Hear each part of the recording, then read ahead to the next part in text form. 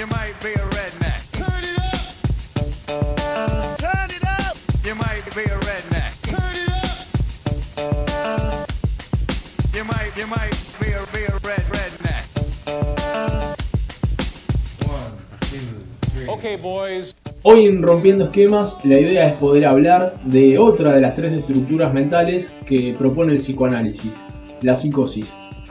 La idea es poder dar algunos puntos que hacen a lo que es la estructura psíquica de la psicosis, que se diferencia de la neurosis y de la perversión por diferentes cuestiones, tanto en relación de lo teórico a cómo se da la estructuración psíquica de esta estructura, y también como consecuencia de esa estructuración en lo resultante a la posición subjetiva del sujeto de estructura psicótica en el mundo. Es decir, para el psicoanálisis tiene una gran relevancia la posición subjetiva del sujeto en relación al mundo, en relación a los demás, en relación a la cultura y en relación a sí mismo.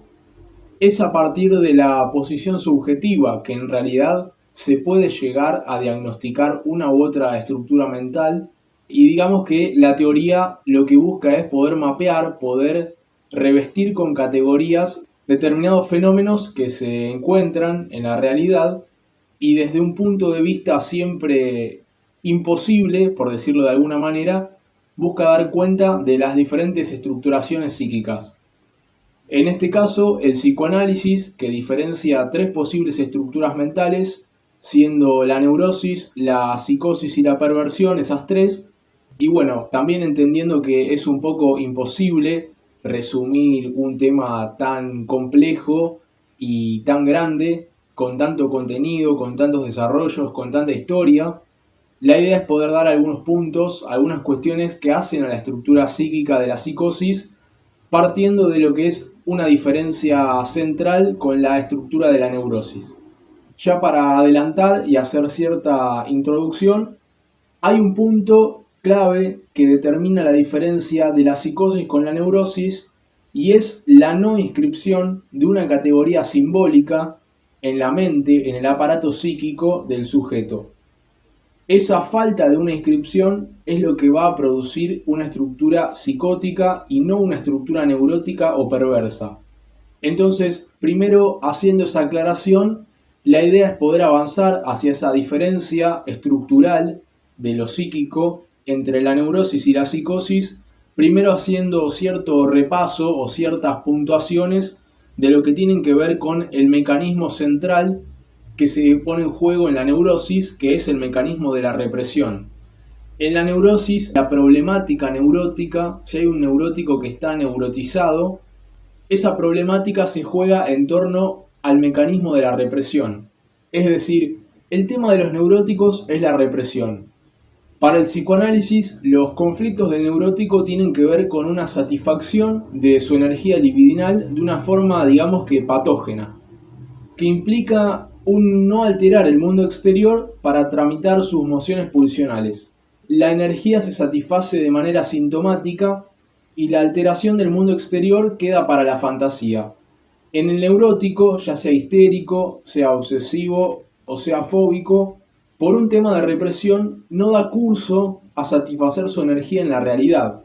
Entonces lo que pasa es que se forman los síntomas, y la energía insatisfecha porque no se altera la realidad exterior se satisface en los síntomas. De ahí el dicho o cierta enseñanza del psicoanálisis, sobre todo de Freud, de que la pulsión siempre se satisface. Es decir, cuando se habla de represión, se habla de algo a lo que le es denegado el acceso a un otro lugar. En este caso podría ser a la conciencia.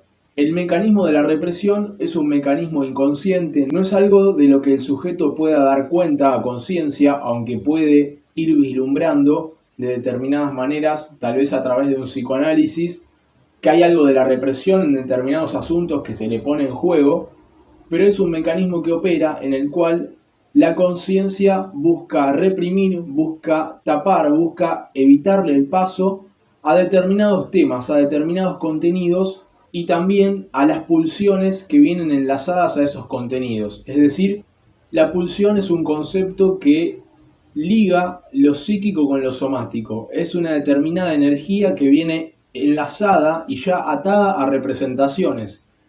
La pulsión es lo que nos quedaría del instinto, si valiera ese planteo un poco simplista, por el hecho de estar atravesados por el lenguaje. No tenemos instintos, sino que tenemos pulsiones. Y esas pulsiones implican ya una fragmentación por el lenguaje, implican ya un estar atravesados por el lenguaje. Entonces, cuando se habla de el retorno de lo reprimido, implica que las pulsiones que no se satisfacen en la realidad y son reprimidas por el sujeto, es decir, el sujeto les deniega la satisfacción en la realidad, vuelven en otro lado, y ese otro lado son los síntomas. En ese sentido se podría mencionar algunas frases que a veces aparecen muy mezcladas en la cultura popular, como puede ser lo que no reconoces no lo integrás, o para ir hacia la luz hay que ir hacia la oscuridad, más del lado de Jung, de esa psicología un poco más del simbolismo, de los arquetipos. En todas esas frases lo que encontramos es cierta alusión al retorno de lo reprimido, cierta alusión a que el terreno y el territorio de lo reprimido es algo que, para poder integrarlo, para poder, si se quiere, avanzar, tiene que ver con un reconocimiento de todo ese ámbito. Lo que no reconoces no lo integras, o para ir hacia la luz hay que ir hacia la oscuridad, remiten a todo ese mundo de la represión en la neurosis, la cual abarca temas de los que el sujeto no quiere saber nada y sin embargo ese tema sigue ahí expresándose de manera desfigurada. Y esto lo hace a través de las diferentes formaciones del inconsciente, el lapsus, el olvido, los chistes, los síntomas o los sueños. En todos esos lugares la barrera de la censura está rebajada y los contenidos de lo reprimido se cuelan en la conciencia y retornan simbólicamente. Entonces, todo esto es para la neurosis. La neurosis, donde la represión es el mecanismo central que hace a la problemática neurótica. Y para poder pasar a hablar de la psicosis, dejemos esto que es la represión en la neurosis con el nombre de represión secundaria. Eso que acontece en la neurosis, que es el mecanismo central de la problemática neurótica, mencionado como represión, queda ahora nombrado como represión secundaria. Y queda con ese nombre porque en la psicosis va a haber algo que va a ser la represión primaria, que va a ser diferente de esa represión secundaria que se pone en juego en la neurosis. Entonces, ahora sí, en la psicosis el nivel de la problemática es otro. Si se quiere, es lógicamente antecesor que el nivel de la represión, que ahora llamamos represión secundaria. La represión secundaria vendría a situarse entre lo inconsciente y lo consciente. Entre esas instancias se juega el mecanismo de la represión secundaria y el dar curso o no a emprender una acción que tramite las mociones pulsionales. En la estructura de la psicosis, lo que explica que una estructura mental devenga con la modalidad de la psicosis, se juega más bien en el nivel de la constitución misma del aparato psíquico. Se juega en el nivel de lo que sería el afuera del adentro. Y el nivel en juego es entonces el nivel de la represión primaria. Si en la neurosis todos los asuntos son cuestión de la represión secundaria, ahora se va a tratar en la psicosis de la represión primaria. ¿De qué queda adentro del aparato psíquico y qué queda afuera? Digamos que se trata del nivel en el cual el aparato hace frontera con el exterior de sí mismo. Y bueno, como capaz ya puede deducirse, la psicosis en psicoanálisis se explica desde una lógica un tanto deficitaria respecto a la neurosis.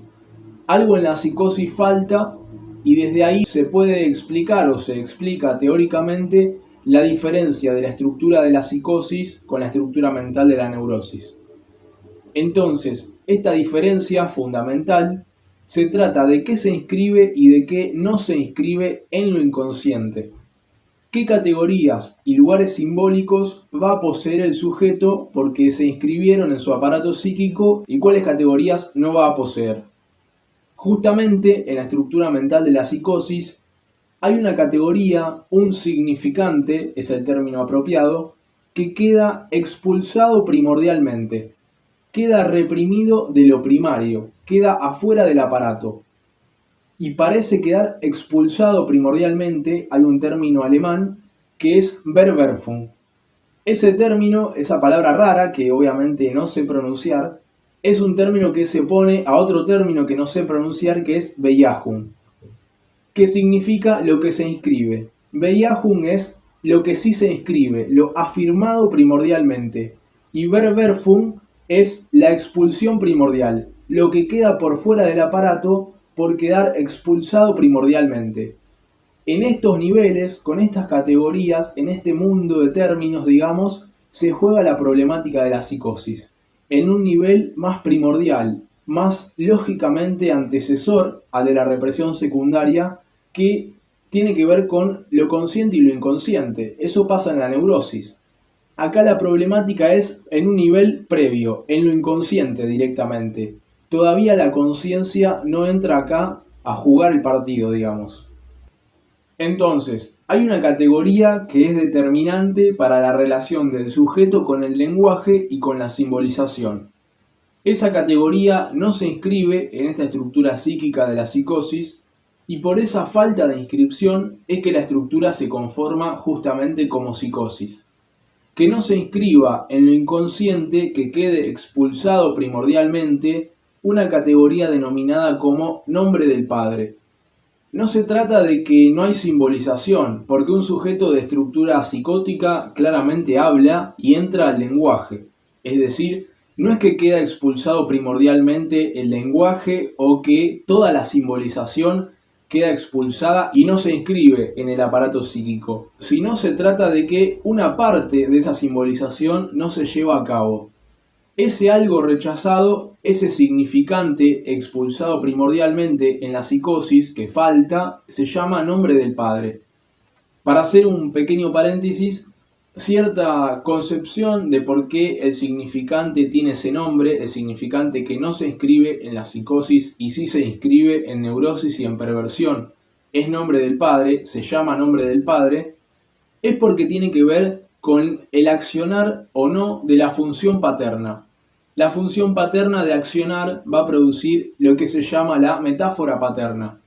Y son todas acciones, terminologías que tienen que ver con el otro inconsciente del sujeto. Si la función paterna se efectiviza y actúa, el otro inconsciente del sujeto va a quedar barrado, atravesado por la falta, atravesado por el deseo. Es decir, va a ser un otro no completo.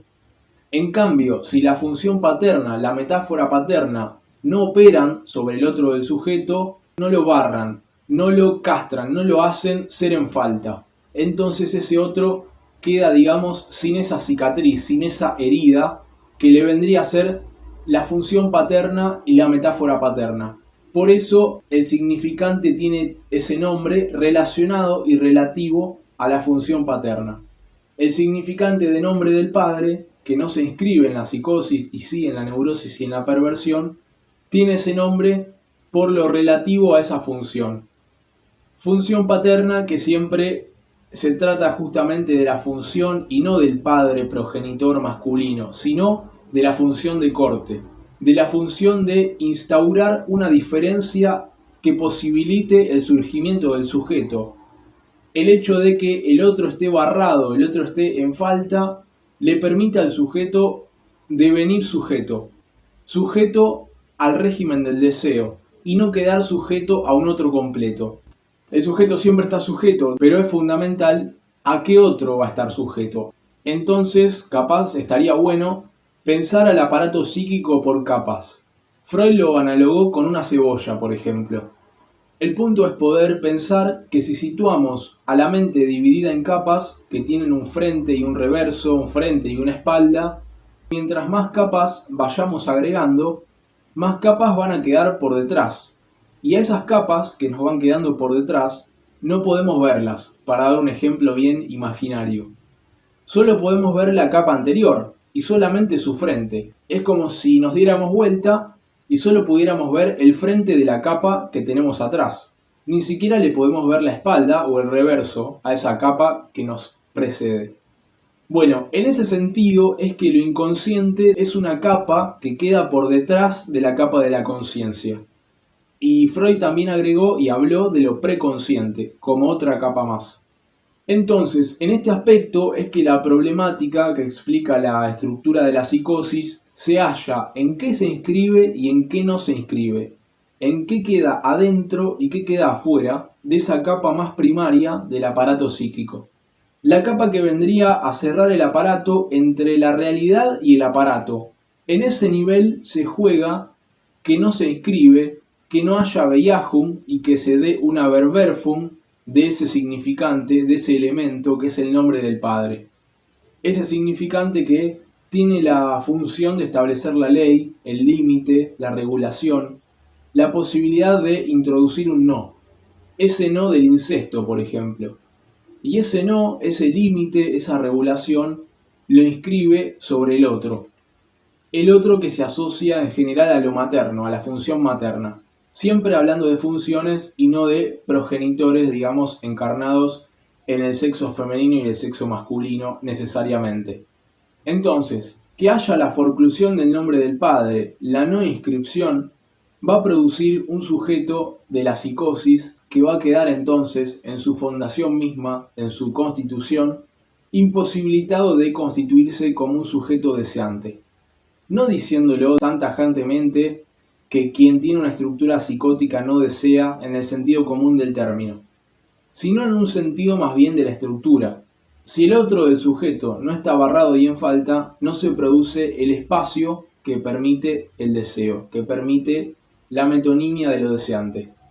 Y se trata, siempre teóricamente, de un espacio que se produce por la acción de otra categoría.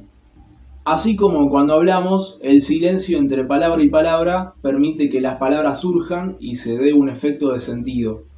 La inscripción del nombre del Padre produce el corte que da lugar al régimen del deseo.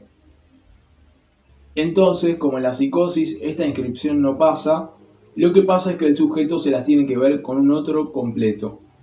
Y digamos que las manifestaciones de ese otro completo no se van a encarnar necesariamente en un otro humano completo, aunque sí puede pasar, sino que haya otro completo es cierta deducción lógica y teórica de cómo en la psicosis el sujeto estructura su relación con el mundo y con los demás, relación que en realidad tiene mucho que ver con la relación del sujeto al lenguaje.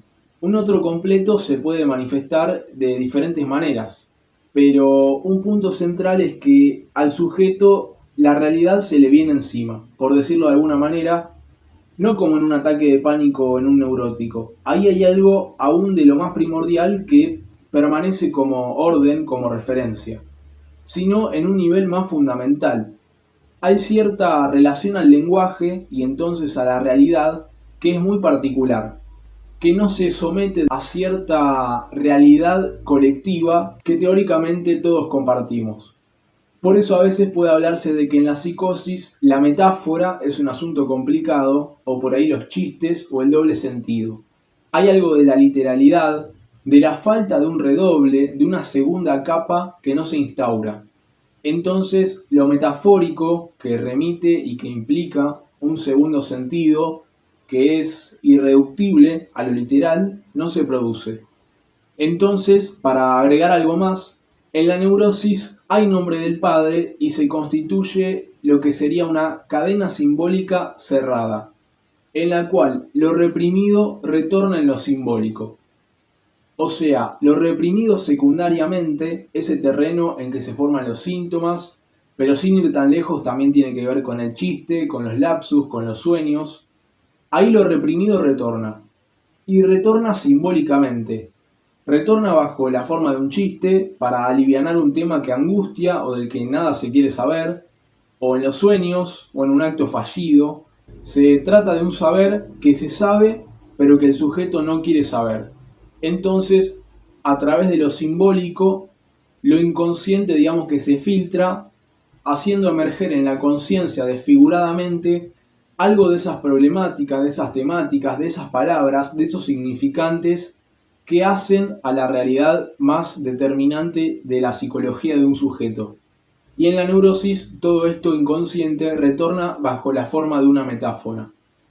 Acá ya se ve un poco cómo todo el problema del sujeto en psicoanálisis es un problema de la estructura del lenguaje. Las formaciones que produce lo inconsciente se producen con una matriz simbólica determinada. siempre filtrándose algo de lo inconsciente de manera deformada en lo consciente. Esa es la estructura de lo reprimido secundariamente que aparece en la neurosis. Un retorno deformado, desfigurado, simbólico. Hay un significante que se articula con otro significante y retorna. En un chiste aparece una alusión o una palabra que representa o que designa un asunto de relevancia para un sujeto. Esa palabra articula y hace retornar medio deformadamente en lo simbólico lo reprimido. Pero en la psicosis la cuestión no es una cadena simbólica cerrada que retorna en lo simbólico y de manera desfigurada y metafórica, sino que como hubo algo no admitido en lo simbólico, algo forcluido primordialmente, y que al no estar lo que hace es que quede tergiversada la relación del sujeto con el lenguaje y con la simbolización, el retorno no es en lo simbólico, sino que se habla de un retorno en lo real. Lo real es un concepto que a mí me parece difícil, que tiene muchas definiciones, pero que puede definirse como lo que no se puede simbolizar, lo que es imposible de decirse o de mapearse simbólicamente, lo que está más allá del lenguaje, y también es definido como, por ejemplo, lo que siempre vuelve al mismo lugar, como lo que no cede a ser encerrado en lo decible, lo que no puede escribirse ni ser aprendido. Hay otra frase de Lacan que dice que hay algo que no cesa de no escribirse y que, digamos, el aparato psíquico gira en torno a ese tema todo el tiempo buscando decirlo, buscando ponerlo en palabras. Entonces, en la psicosis el retorno se da en lo real. Y se da en lo real porque la cadena simbólica está sin soldar, no está cerrada. No se trata, como en la neurosis, de un significante articulándose a otro y produciendo una significación. Ahí hay una red cerrada donde un significante se enlaza a un otro y produce una significación. En la psicosis, el significante que retorna en lo real es un significante que retorna aislado, que no se conecta a otros significantes, que no tiene posibilidad de producir significación y metáfora. En la psicosis hay algo de lo que es la plenitud de significación o el vacío absoluto de la significación. Y ahí ya se puede ubicar algo de lo que va a ser el contenido delirante. Si hay algo que está pleno de significado, de sentido, o vacío absolutamente de sentido, es un contenido que no remite a otro contenido, que no se puede dialectizar, que no se lo puede, digamos, hacer entrar en razón. Hay algo que se impone con un peso tal que no puede ser llamado a asociarse, a dialectizarse con un otro contenido, con otras palabras, con otro significante. Es decir, hay una imposibilidad de producir la metáfora. Es un sinsentido que se impone con toda su fuerza. Entonces, el sujeto queda tomado y queda detenido por la plenitud o por el vacío absoluto de la significación. No hay lo que se llama la metonimia, no hay el juego del desplazamiento del deseo. El retorno en lo real implica que hay algo que está fuera de la cadena simbólica, y que esté fuera de la cadena simbólica implica que hay algo que no puede ser sometido a producir significación. Simplemente significa que significa. Hay algo que no significa nada, pero que no se puede revocar, que no se puede tirar abajo, o que significa todo, lo cual es más o menos lo mismo. Por eso es que en la psicosis se habla de algo inconmovible, de algo con una fijeza inconmovible y con un punto de certeza absoluto. Hay una cierta imposibilidad de tomar distancia en el nivel más fundamental y más primario, y se da ese vacío o esa plenitud de sentido, pero no se da una significación, siendo la significación ese mundo, digamos, donde siempre hay la posibilidad de remitir un asunto a otra cosa. Entonces, para ir terminando, un ejemplo de plenitud de significación podría ser un delirio absolutamente complejo y detallista, en el cual un sujeto cree venir a salvar a la raza humana y ser el elegido de, no sé, una élite extraterrestre. Y tal vez un ejemplo de un vacío absoluto de significación se podría ejemplificar con el fenómeno del estribillo, como una palabra o una serie de palabras que se imponen con un peso fundamental y que se repiten. Sin embargo, no significan nada o significan todo. Y lo que se muestra justamente en estos casos es que en la psicosis lo que hay es una cadena simbólica rota, o que al menos no está cerrada, en la que, digamos, la cuestión queda marcada por determinados significantes que no son susceptibles de hacer juego con el resto de la cadena. Y como no hacen juego con el resto de la cadena, van a constituir una verdad que es una verdad caracterizada por una certeza absoluta, una verdad inconmovible que de alguna manera es lo que le da al sujeto de la psicosis coordenadas para ubicarse en la realidad. Como el otro está completo, él queda como objeto de esa verdad inconmovible que por una cuestión de lenguaje para el psicoanálisis, en su estructura psíquica no tiene posibilidad de dialectizar con otra cosa. Me parece que está bueno marcar que lo que se encuentra en la realidad son este tipo de fenómenos y que la teoría lo que viene es a intentar un poco explicar cómo funcionan esos fenómenos con categorías conceptuales. Para el psicoanálisis es a partir del discurso donde va a aparecer la posición subjetiva de un sujeto. Posición subjetiva que va a determinar y va a definir su relación con el mundo, con los demás. También va a poder, digamos, revelar algo de su mundo simbólico y cómo está constituido. En este caso adquiere importancia la cuestión de si hay un retorno en lo simbólico o un retorno en lo real. Y a partir de todo esto, el lugar que ese sujeto tiene en relación al otro. Y se trata siempre, en la psicosis, de un significante que no remite a otro significante, de un S1 que no remite a un S2, que no se lo puede hacer entrar en cadena, que se impone y se sigue imponiendo, que está pleno o que está vacío de sentido, pero que constituye una matriz delirante que se impone por sobre todo a significación o intento de dialectización con otras verdades o con otros significantes. Hay una imposibilidad radical como de sopesar esa verdad, de hacerla entrar en razones, de equilibrarla o de balancearla. Por eso se habla del punto de certeza.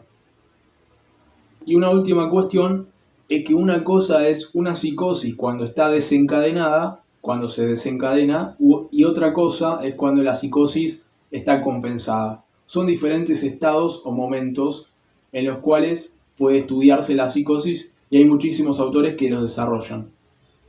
Entonces, esos fueron algunos puntos centrales en lo que hacen a la estructuración de la psicosis a nivel de la estructura mental, que se explica un poco a partir de la contraposición con la neurosis y con la perversión. En la neurosis hay inscripción del nombre del padre y la problemática se juega en torno a la represión secundaria, que acontece entre lo inconsciente y lo consciente. Ahí se da el retorno de lo reprimido en lo simbólico, donde si no se satisfacen las mociones pulsionales alterando la realidad, se forman síntomas con esa energía libidinal no satisfecha. Y en la psicosis no se inscribe el nombre del padre, se forcluye, queda expulsado primordialmente, y la problemática es en torno a lo reprimido primario. Es un nivel lógicamente anterior al de la represión secundaria que implica esa problemática neurótica, y no hay síntomas sino fenómenos elementales que se llaman así porque no pasan por ese redoble de lo metafórico. Ese nivel está alterado en la psicosis y el retorno es en lo real. La realidad se anima en la psicosis, adquiere una oleada de significación particular de la cual el sujeto guarda una certeza absoluta. Y hay un significante que aparece en lo real, que se dice en lo real, se pronuncia en lo real.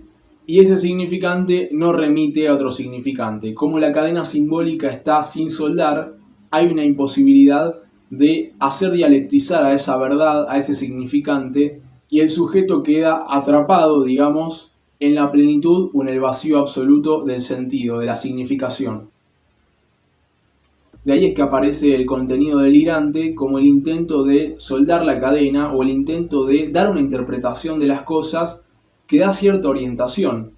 Un sujeto que delira es la única herramienta que tiene para relacionarse con la realidad, simbólica, colectiva, cultural y personal. Como quedó en una relación con un otro completo y él queda objeto de ese otro, lo delirante, el delirio, viene a intentar reconstituir su realidad de una manera en la cual pueda encontrar coordenadas. Sin embargo, esa verdad caracterizada por la certeza absoluta va a ser algo que en muchos casos puede llevar al sujeto a realizar acciones que justamente son hijas de esa cosmovisión delirante. Bueno, ese fue un intento de hablar de algunas cosas que hacen a la estructura de la psicosis como una de las tres estructuras mentales que postula el psicoanálisis como posibles de estructurarse para este bicho raro que somos los humanos. Un saludo y hasta la próxima. Turn it up. You might be a redneck. Turn it up. Turn it up. You might be a redneck. Turn it up. You might be a redneck. 1, 2, 3. Okay, boys.